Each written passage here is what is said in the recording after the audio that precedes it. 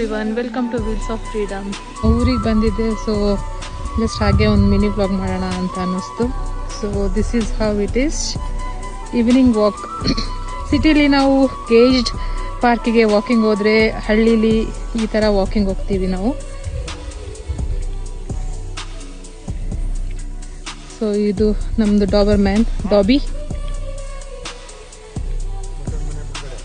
So ನಮ್ಮಪ್ಪ ಏನು ಹೇಳ್ತಾ ಇದ್ದಾರೆ ಅಂದರೆ, ಅಲ್ಲಿ ಆನೆಗಳು ಎಲ್ಲೋ ಫಾರೆಸ್ಟ್ ಕ್ರಾಸಿಂಗ್ ಆಗಿದೆಯಂತೆ. ಸೊ ಹಾಗಾಗಿ ಲೇಟ್ ಈವ್ನಿಂಗ್ಸ್ ವಾಕ್ ಹೋಗೋದು ಸೇಫ್ ಇಲ್ಲ, ಇವಾಗಲೇ ಹೋಗ್ಬಿಡೋದು ಬೆಸ್ಟ್ ಅಂತ ಹೇಳ್ಕೊಂಡು ವಾಕಿಂಗ್ ಹೋಗ್ತಾ ಇದ್ದೀವಿ ತೋಟದ ತನಕ.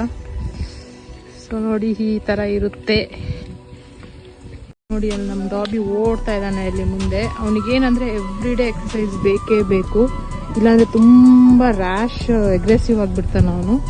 ಸೊ ಏನು ಮಿಸ್ ಅದು, ಎಷ್ಟೇ ಹೆವಿ ರೇನ್ ಇದ್ರೂ ಕೂಡ ವಾಕಿಂಗ್ ಕರ್ಕೊಂಡು ಬರಲೇಬೇಕು, ವಾಕಿಂಗ್ ಹೋಗಲೇಬೇಕು. ಅದು ಒಂದು ಡೈಲಿ ರೂಟೀನ್.